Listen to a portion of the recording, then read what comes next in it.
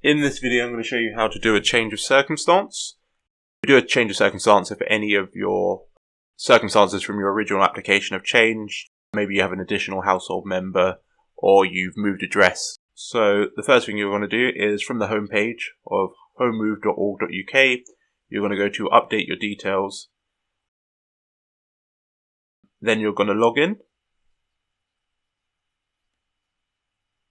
Press the login button there.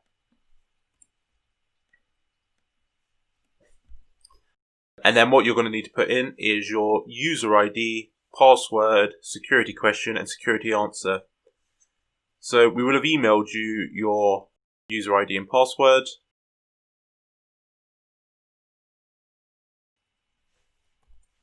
You can just copy it into the system.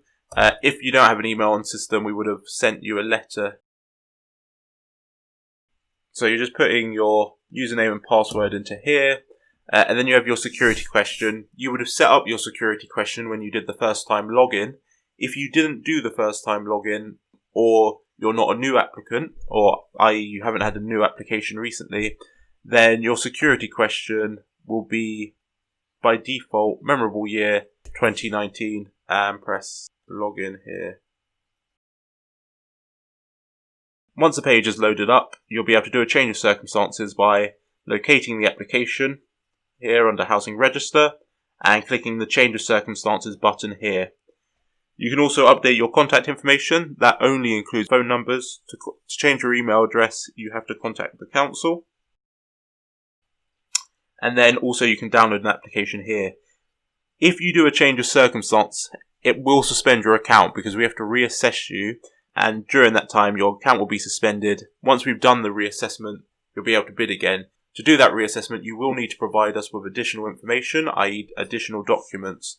To upload documents, you can go to My Documents up here, select the application, so it's the Housing Register application, and then document title. So if we were adding an additional household member to this application, for instance, the document that you might need to upload is a birth certificate. So put in here Joe's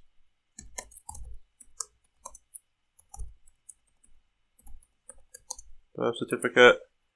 Then in here you can choose birth certificate, proof of ID, and then you would click choose file.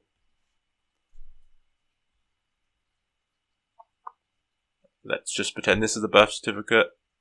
Press the open button, and then upload. And as you can see down here, these are other documents that I've uploaded previously. So once it's uploaded, it just needs to be verified by the home move team at your local authority. So what they're going is go in there, check it, make sure it is what you say it is, and verify that. So that's how you add a document to support your change of circumstance. So when you click the change of circumstance button here, it's going to say your application will now be suspended.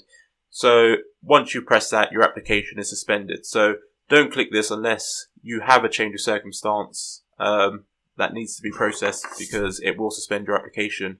If you keep your application live and you haven't told us that you have an additional child and your eligibility has changed and you come up for a property, you probably won't be eligible for that property. So it is important that you do the change of circumstance and just wait until we're able to put your application back to live once you've provided us with that evidence.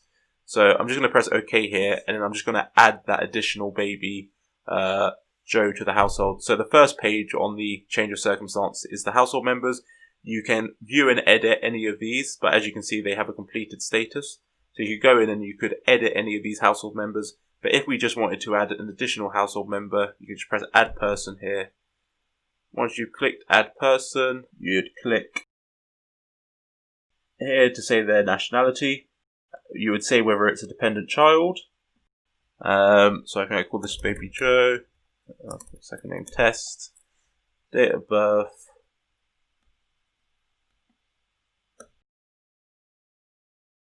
National insurance number you don't have to do because they're under 16. Click the next button at the bottom of the page.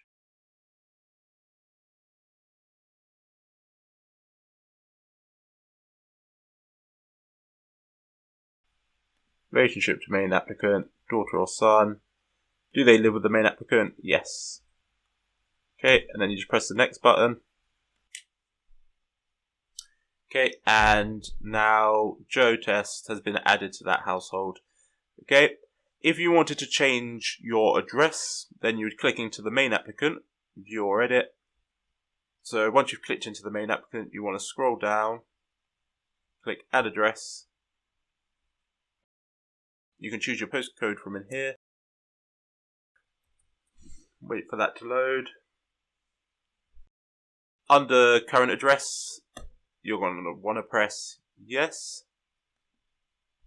So it's current address. You want to put in the date you moved in. And click the save button.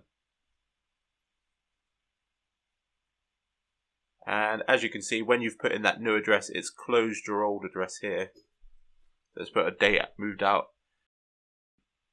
Then down here, you can say if you want to have a correspondence address or if it's the same address as the one that you want.